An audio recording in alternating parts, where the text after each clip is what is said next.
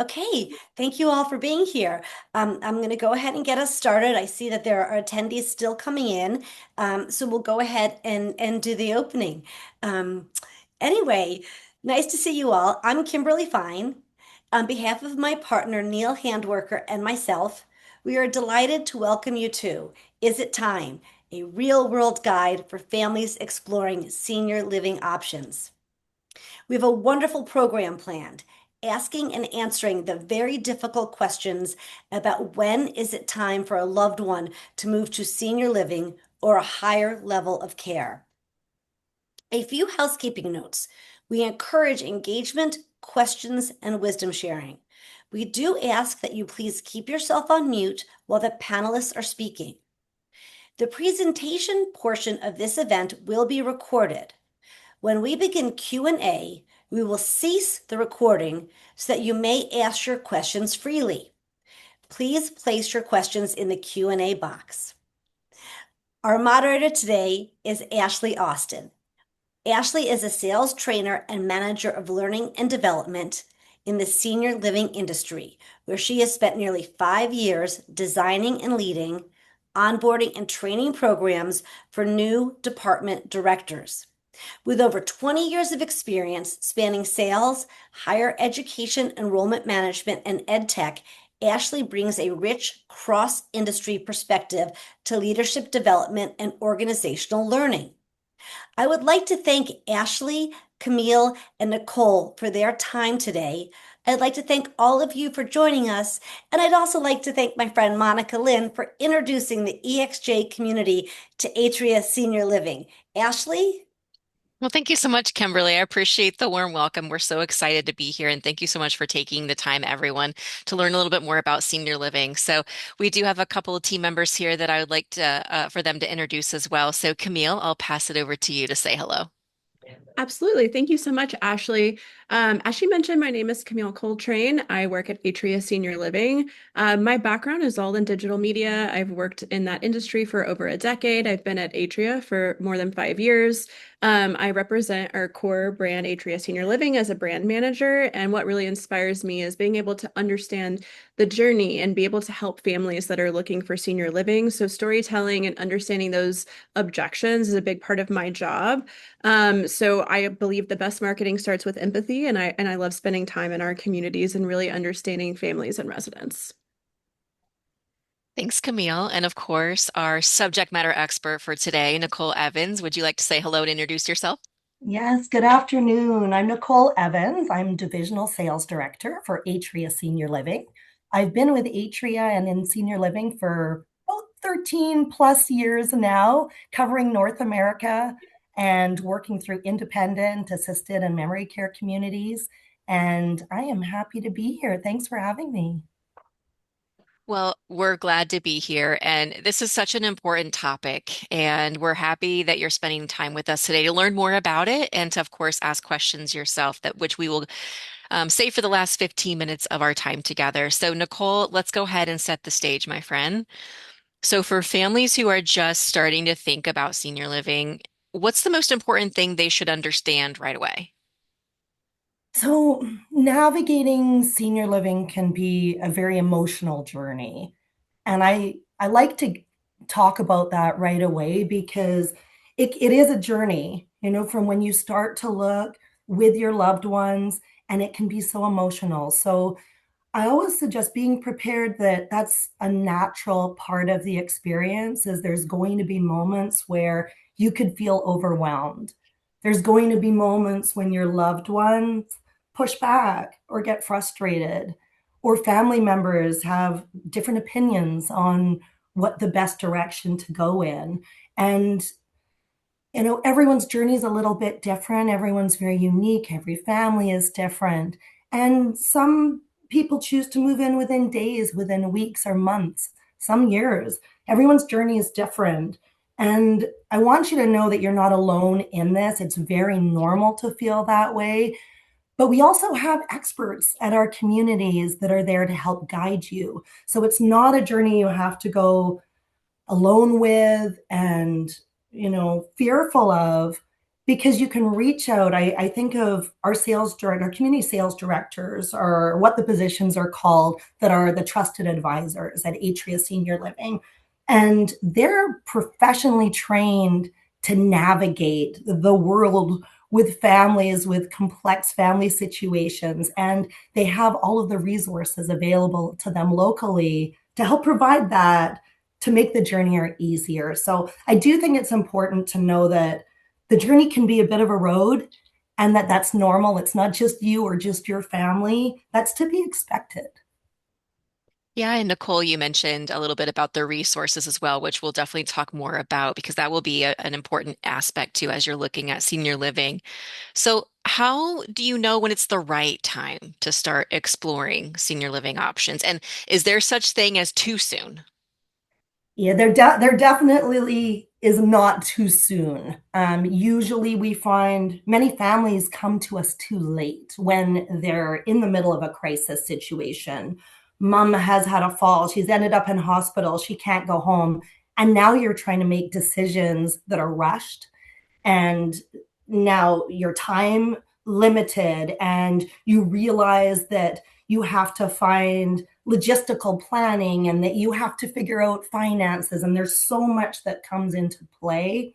So what I recommend is, when you think about when it's the right time, is just look at the big picture first. And is your parent or your loved one, for the sake of this I'll say parent, are they thriving, or are they just surviving and going through the day to day? Because if they're thriving and they're having an amazing life, and they're looking forward to every day, fantastic.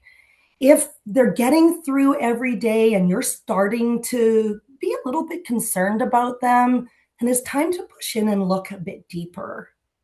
And when I talk about looking deeper, it starts with safety. And I'm not talking about the locks on the doors. I'm talking about the hidden risks that can be within your home. And that can be something as simple as the stairs. Are you finding that your loved one is not going upstairs to the bedroom anymore, not going downstairs to the laundry room anymore, not going outside as much because they're fearful? And then it comes down, you push it even further and you look, how are they eating? Do they seem like their hygiene is the same as it has been? Are they as groomed as usual? Are they eating well? And there's all kinds of small identifiers that really do layer on and add up to getting closer and closer to those crises points. So usually when someone calls us and says that they're starting to look, it means that there's a lot of these identifying factors that have actually already started to occur, and now they're really worried. So the sooner we get in front of it, the sooner we look into finances and resources and connect with the communities and our trusted advisors to gather the information, the better off you will be, and hopefully prevent those crisis points. And Nicole, when families are initially starting to look at senior living, especially if it's their first time, it could feel a little overwhelming navigating through all of those options. So, kind of like a maze of terminology, memory care, assisted living, independent living. So, could you walk us through what separates some of those options? Yeah, it's such a good question, because you're right. It can be intimidating, and modern senior living is vast. When most people think of senior living before they've done their research, they usually picture the highest level of care outside of a hospital, which would be skilled nursing facilities or nursing homes. And often our seniors think that way as well when you start talking about a change in housing, to maybe going into looking in senior communities. The visual can be the highest level of care, which is not the case. Modern senior living is engaging and amazing and hospitality centric. And it starts with independent living. So, independent living is an apartment community that's full service. It's when you're ready to give up cooking, have a personal chef. There's transportation, there's utilities included, there's activities, They're beautiful communities with your own apartment. And at this stage, you're not necessarily needing care. However, you're wanting to get rid of some of the daily chores. I personally, I actually lived in a community myself, and I tell you, having my own personal chef was amazing. Having a driver that would drop me off where I wanted to go, phenomenal. There is no one that is too young to appreciate being spoiled rotten. So, independent living is when you're ready to just go, okay, I'm over these chores now, and I want to be around my peers. Also, socialization comes into play. If you're starting to feel more isolated, a bit lonely, and you want a sense of community, independent living is perfect for that.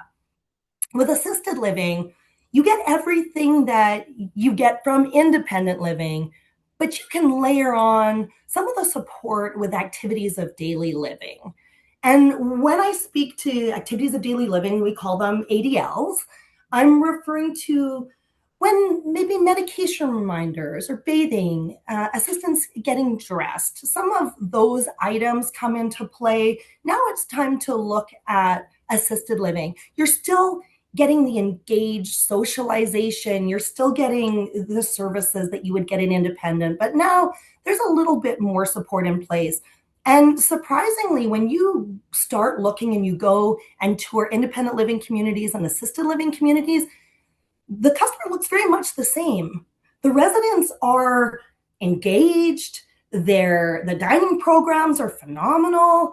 There's activities happening. You will see residents in the gym, in the theater, in both independent and assisted living communities. So a misconception is that if you're sick or not well, you would go to assisted living, and that's not the case. It's a little bit of extra support, but still getting that social engagement and environment with your chef and your personal driver as well. Doesn't hurt. Now, memory care is when there's usually a diagnosis of Alzheimer or dementia, but not all inclusive. And I should also say that there's people that have Alzheimer's dementia that live amazing lives in independent assisted living as well. So I should say that as well. But when a little bit more cognitive decline is in place and they need a little extra assistance, that's when you'd look at one of our memory care neighborhoods.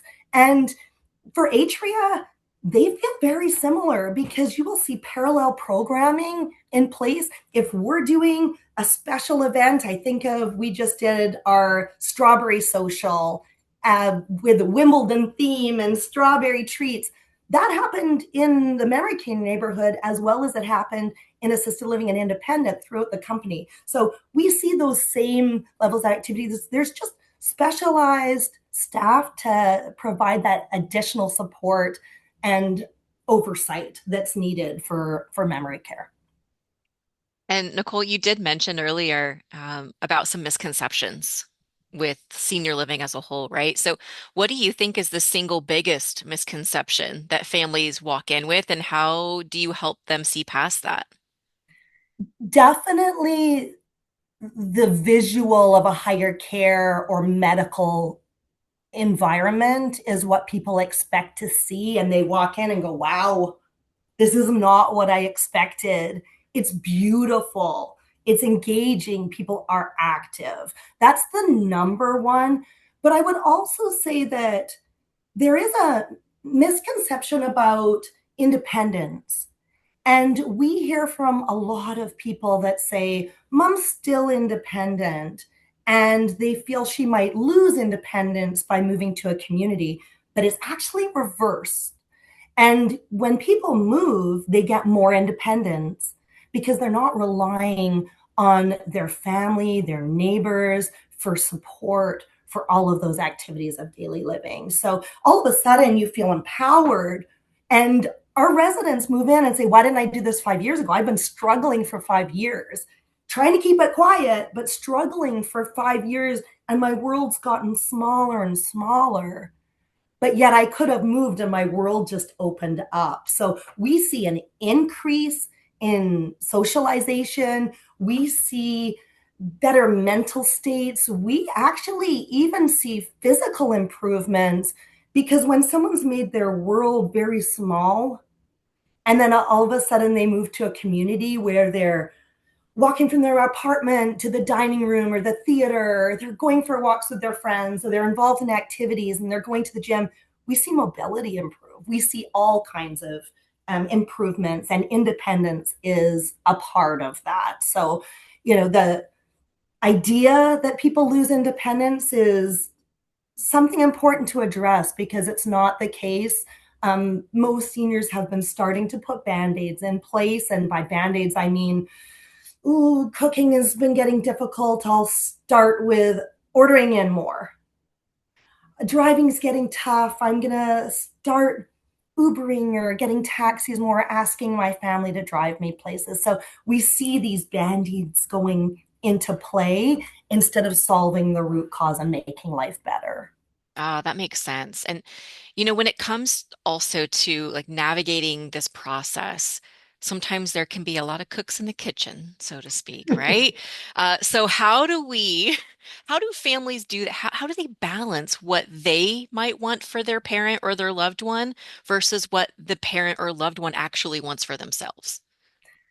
Yeah, it can be an interesting family dynamic, and it can be an interesting topic of conversation, because as you, let's say, the child influencer, start to look deeper into the risk factors, you identify that mom or dad aren't eating as well, or that life is getting tougher and they're not going out as much. You might identify more than your parent feels is the reality. And that can change what they're looking for versus what you're looking for.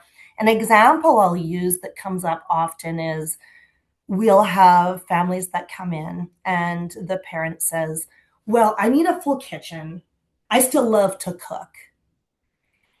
And then the children say, but mom, you don't cook anymore.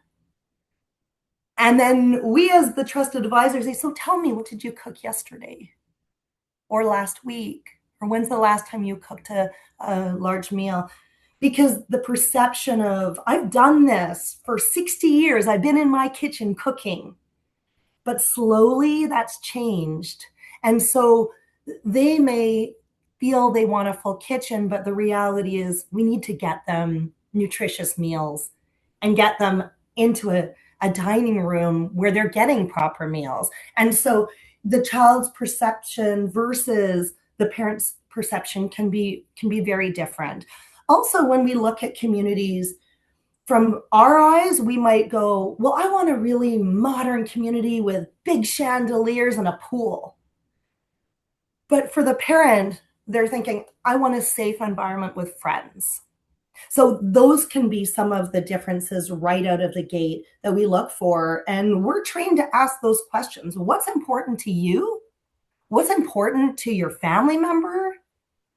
And what do you want to see as a result out of this? If we're looking at safety risks and we want a safe environment, that's wonderful. But we also want to know who you are. We want to know your hobbies, your interests, your passions. We want to open your world up. We want to get those passions back. And that's what we're going to bring to the table to show that potential resident in our community what their world's going to look like. And that can change from the initial perception of what I want versus what a family member might want for me. And that can change over time as you learn more and more about senior living and you start touring and you start seeing what's possible. That perception can change as well. Sure. And there is, of course, a financial reality that's involved in this decision as well. So cost is usually the elephant in the room. So what should families realistically expect when it comes to pricing, and what are some variables that drive those differences? Yeah, and that's a big part of the pre-planning. It is so important to understand the budget you're working within when you're looking. And senior living pricing can vary greatly depending on where you are. It can depend on the care levels you're looking for and the individual situation. So it is very personalized. You can imagine that An independent community in Wichita, Kansas is going to be priced very differently than an independent community in downtown Manhattan. They're going to be very different. So the real estate market impacts pricing somewhat. Then you're also going to look at the type of apartment. So there's different square footage, different styles of apartments, and that can change the cost of what you're looking for on the housing component as well. So you'll find that you'll have your studios, you might have one bedrooms, there could be one bedroom deluxe, there could be two bedrooms. There's all different types of apartments, and that is part of the price point. It's also important to recognize the all-inclusiveness. Often when families start reaching out to communities and asking for a price point, they might get an initial price, not realizing that that housing price is inclusive of utilities. It is inclusive usually of meals. And it's important to ask the communities you call what's included in that price to make sure you know. So for Atria, we're covering your meals, most of your utilities. We're covering transportation, activities. So it's an all-inclusive price. And when you compare the cost of living at home versus living with us, and depending on the type of apartment you're looking at, sometimes it's even cheaper, sometimes it's comparable. It's important to do that breakdown. So its markets are part of the pricing differential, and then apartment type. So it's important to figure out your budget, what you're working for, plan for a longer term. You don't want to look at right now for this month, but you want to look at your planning for a longer term situation. I'm not a financial advisor, but it's important to go in with that information already there as you start phoning around and looking at pricing. And the reason that I don't give ranges of pricing is just it's so vast. Whether you're an independent in Wichita, Kansas, which you could get in an apartment with inclusive services for $2,500 versus Manhattan at $12,000. So it can really range based on your area. So I do recommend phoning your local communities to reach out and ask about the different levels of service and find out what is the right fit for your family.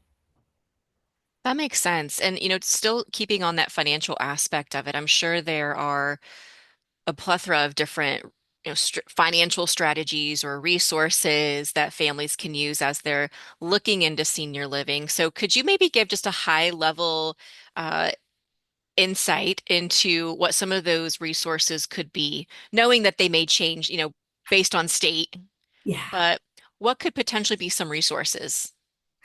Our families pay for senior living in so many different ways.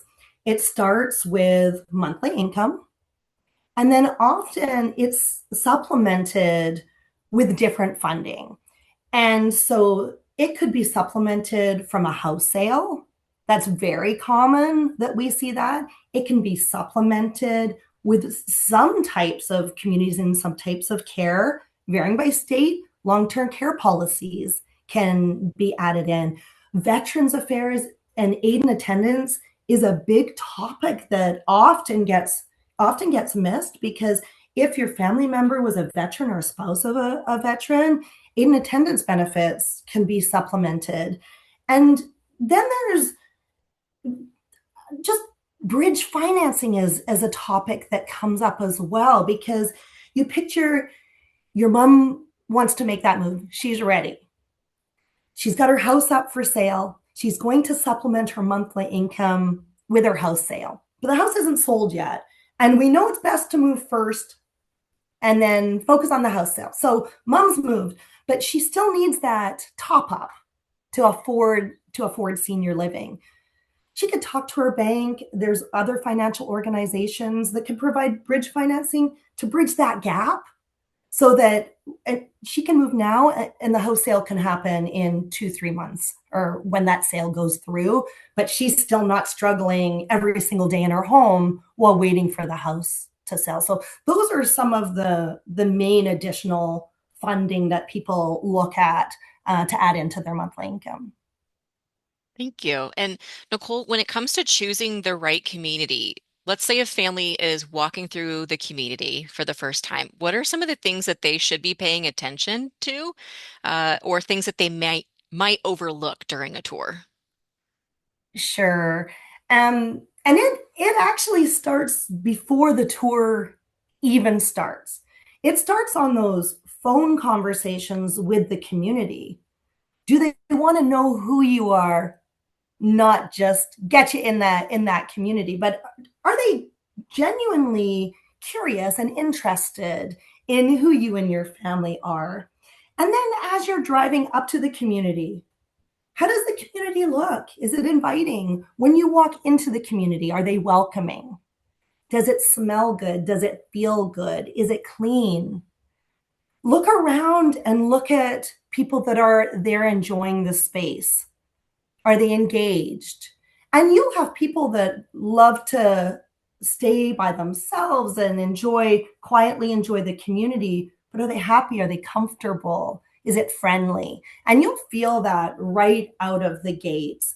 When you're on your tour, watch for the engagement between the staff at the community and the current residents. Do they speak to them by name? Are they engaging? Or when you're walking through the halls, are people running?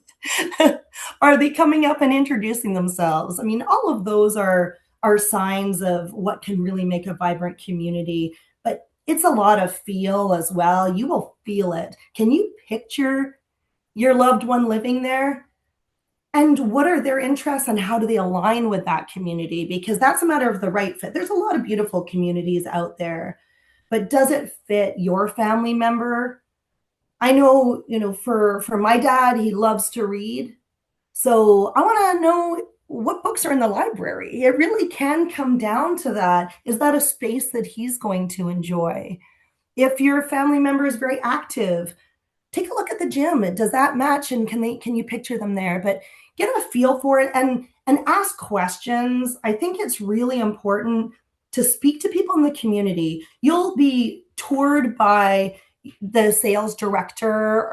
They can be called different names, but you'll be toured by the salesperson. But I think it's important to also ask to speak to other people, ask to talk to the executive director, that main operator, and ask them what they love the most about their community. Look for that passion. I mean, I know our teams, you can't stop us talking about our communities. We're so passionate about it. We know people thrive. We want to show it off.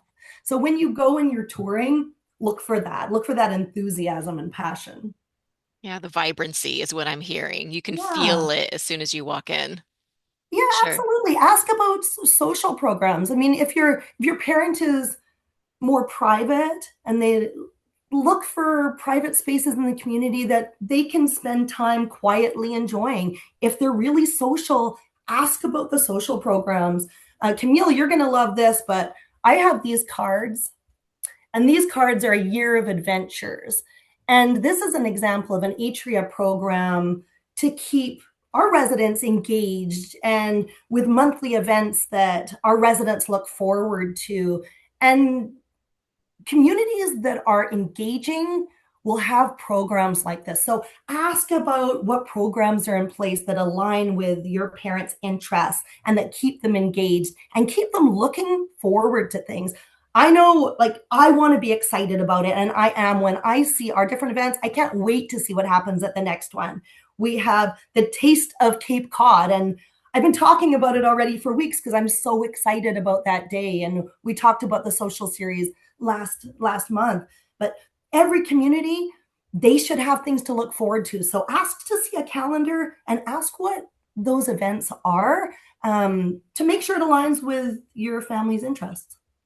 And Ashley, if I could just chime in here, I always joke that when I'm in communities, the best part of the whole day is having lunch. And if you're joining a community, they should be inviting you to have lunch at their, while you're there on a tour. And the hospitality in Atria communities is unmatched. I always joke that when I'm in our dining rooms, whoever is managing that dining room at that time feels like my mom because they're always offering me too much. They're offering coffee and tea and dessert. And so when I go into communities as someone who works in marketing, I'm really trying to get a sense of what a life a day in the life would be like in that community. So I attend an event, an exercise class, I'm going to the dining room, I'm having lunch, I'm experiencing all those things that your loved one or your parent would do on a day-to-day basis. And that's how you get a good sense of what that day-to-day would feel like. That's what's most incredible about being in our buildings. I joke that I could live in our buildings at 35 every single day. The food is incredible. We change our menus every week. So asking those specific questions, like what are things that are going to impact the everyday? Like obviously financial is a huge element of that, but just understanding, when you wake up, what is their coffee routine like? What is their breakfast like? Do they go for a walk? So just experiencing that day in the life. And like Nicole said, they should be very welcoming and accommodating to any of your requests while you're in a community and very excited to show you those elements. So don't be afraid to ask anything that you want to see that's important to your loved one. Yeah, I love that, Camille. And as someone looking for a community, you can experience that firsthand. You can go in and join for a meal and join in for an activity, an event. So please don't take someone's word for it. The food's amazing. Try it yourself. Great point. And on the flip side of that, Nicole, are there any red flags that might tell you a community may not be the right fit? Yes, those things in reverse. Not wanting to invite someone in to try the food. Is the community not clean? Does it feel clinical? Does it feel not engaging? Are we not speaking to our friends and families, which is what it becomes when you're working in a community? The residents there become an extension of your family. Are we not engaging and addressing them by name? I mean, those are very important factors. And feel and smell, you'll get a feel for it if it's a right fit or not a right fit. And then, like I said, right, even from those initial conversations, are the team's genuinely interested in knowing who you and your family are? Sure, that makes sense. And going into our final topic, this is the emotional side of the decision. So we talked a lot about the financial side of it, but this decision is deeply emotional for most families. So how do you help adult children specifically navigate those feelings of guilt or getting that resistance from the parent, disagreeing with a sibling? How can they navigate that? Yeah, it's bound to happen, like we talked about at the beginning. It's a journey, and you care. So because you care, you're going to feel some guilt. There's society pressures, that you should be looking after your parent, but by looking after your parent, what does that actually look like? That means getting them the support that they need to thrive. And so accepting that you're going to have feelings of guilt, but not letting it stop you from coming to a solution from the original concern you were worried about. And we'll see where families let those feelings stop them from helping their parent further because it becomes a conflict. And when you're speaking to your family members, I mean, timing, it's so important when to have those conversations. So if things get challenging and conversations get difficult, pick a different time for that conversation. Go in when things are calm and start planting seeds. Start talking about those conversations. Start talking about pre-planning. And it's okay for that pace to change. If things are moving forward very quickly and then there's a stall, that's okay. Take a step back, take a deep breath, and then approach the conversation again at a time that's calm. If there's disagreements among family members, bring it back to the common theme that you're all there to do, which is to help your parent, help your loved one in the first place, and then start moving forward. And lean on the community sales directors at the community because they're navigating complex family situations all the time. And we see where as a family member, you're working towards helping your parent, and then you hit that wall and you don't know what to do anymore. Our sales directors can help give you ideas on what those conversations can look like, and they can actually even start to get involved at that stage. I think about different experiences and families that I've personally worked with, and one that comes to mind is my dear friend Ruby. This was over in Canada with one of the residents and families that I was helping. And Ruby's daughter had called me in a panic from a different province. And she was so worried about her mom. And she knows that her mom needed help. I'm so worried about her. I don't know what to do. And her mom she had been coaching her, talking through, and they hit a wall. And mom was no longer willing to even have that discussion. And so I started to build that relationship and get to know Ruby through her daughter first. And then I asked her to connect me with Ruby, and I started calling Ruby directly. And I built trust, and I got to know who she was. And then I went to her apartment, and we would sit there. I'd bring her lunch and we'd have tea and get to know each other. I built trust with her. And then couple weeks later, Ruby came with me back to the community, and we had lunch at the community. And she just felt it. And she could see her peers, people just like her, living amazing lives. And then I'd take her back. And then I would go and get her the next week, and she'd come back. And then she felt comfortable. And there was this trust established, and we eased her into it. And then she selected her apartment and she moved in. And every single time I saw Ruby after that, she said, "Why didn't I do it 5 years ago? I'm so thankful. Why didn't I do it 5 years ago?" Her Oh, daughter right. has amazing relief knowing that mom's in a safe place with people that care about her and genuinely love her and want the best for her. And I like to use different family examples because we see that scenario over and over again. And when you hit that wall, it's okay to step back and let someone objective come in and ask for that help, do an introduction to someone at the community so that they can come in and they can do a home visit on mom or dad's turf and have that conversation directly where they can be open, because it can be tough with families because this is your parent and you don't want to be telling them what to do. You want it to be a mutual discussion. You want to do this together as a family. But sometimes you can hit a wall. And when you hit a wall, that's why we have experts there to help navigate it and help you along, but help them. So that direct connection to our community, to your family member, can really help that along. And even when there's couples, they don't always agree. We might have one person that really wants that move and they see the benefits and they're so excited for it. They know they've got friends in the senior living community. They can't wait to get in there on the fun.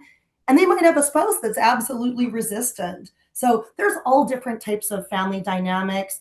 With siblings, we might have some agreeing that a move is the right thing to do for safety and security and socialization. Other family members that are resistant and they don't want to see that change. And when the parent's resisting, they just want to protect that, which is natural instinct. But it comes right back to that reason you were worried in the first place.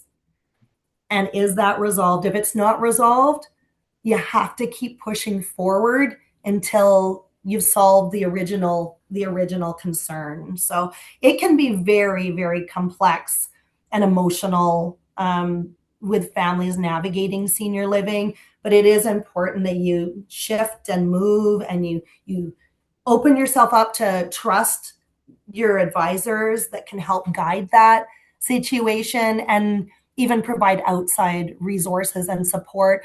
I'd like to point people as well to our website. So Atria Senior Living has an amazing caregiver's guide.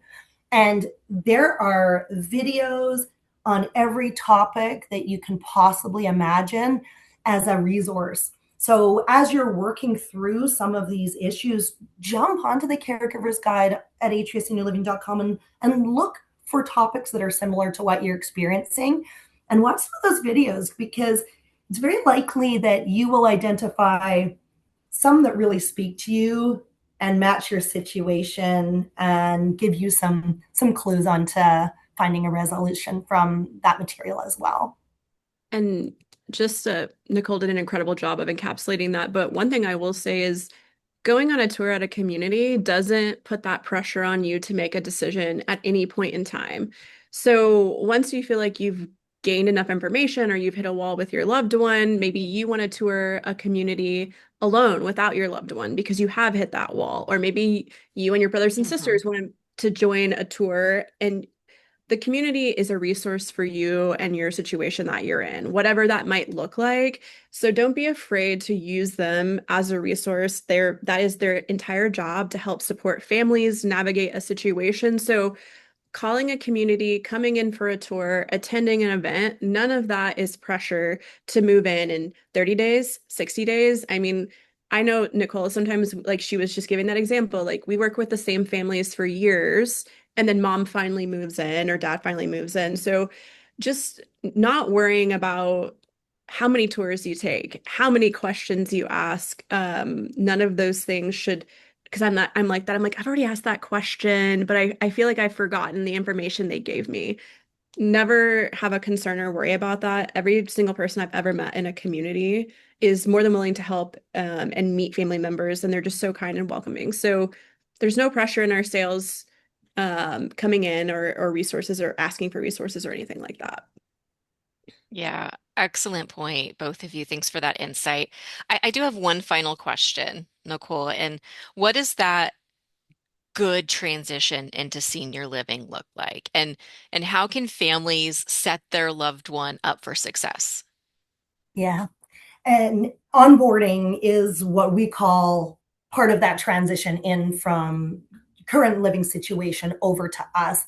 And it does start back in the beginning of the conversations. That onboarding doesn't even start from the time that a residential agreement is signed. It actually starts from the trust and relationships that's built in the beginning. You think of my example with Ruby, we built trust and relationships. So when she was ready to make that decision, we're arm in arm. I've got her and I'm walking through the door. So she already has a friend at the community right out of the gates. And then we're going to do the introductions. We're going to introduce that resident to resident ambassadors, or what we call them, which are current residents that love meeting new friends and want to show you around the community. We're going to introduce our team of department directors, who handles what. We're going to get you acclimatized to the community, and we welcome the family to come in and join as well. So those first couple of weeks, come in and have a meal, sit down with mom, enjoy it, so that this can be a gradual introduction. When we do our handovers from when we've been working on the sales side, helping someone up to the point of moving in, we do a handover to different directors that are going to then, they hand it over, they take the baton, they've got your arm now, and they're going to walk you through. It's very engaging because we do recognize it's scary. You're moving potentially from a home you've been in for years and an environment you are so familiar with to the unknown. And depending on how familiar you are at that community, like Camille said, have you been coming in for events, activities? Have you already been making friends? That's going to make it easier. If you've already been exposed to the community and acclimatized and familiar with the offerings. But if you don't know any of that yet, we're going to help you through that to make that transition easier.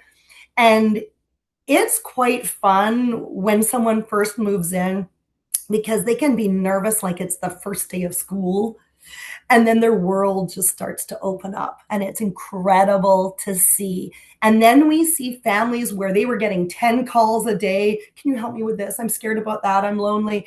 And all of a sudden they haven't heard from them for a few days, and they call to check in and make sure they're okay. And we're like, yeah, they're over in an exercise class right now. Did you want me to get them? They're thriving. They're in the movie theater. They're out with their friends right now on a bus trip. Like, there's so much engagement that it's amazing to see their worlds open up. It really is a beautiful thing. But it's that transition of building trust and getting to know the residents, getting to know the team, and slowly integrating them into their new world, which is, it does give them back independence and a whole new lease on life. And we see the eyes brighten up as passions come back. It's pretty exciting to see. It's very special. It's a good feeling, very warm and fuzzy, right? Yeah, it really is. It really is. Yeah. Well, thank you, Camille and Nicole, for providing some of this insight. Kimberly, I'm wondering if we have any questions We that are do. We have a lot of perfect. questions. So Ashley, what I'll do is let me read the question and then you can direct it where it should go. The first one is, does the average long-term care insurance policy apply in the case of facilities like your own? I can speak to that, Ashley.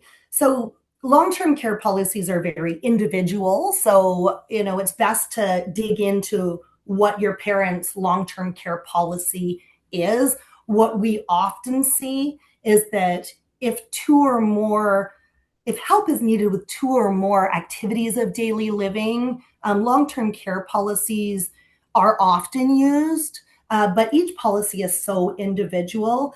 And so it's important to understand what that policy states. But also, there's long term care specialists that you can actually go to that really dig into those policies for you. And excuse me for 1 second, I am going to cease the recording in case somebody would like to ask something a little bit more personal. So let me go ahead and stop the recording now. Sure. I will add, Ashley, just as she's ceasing that recording.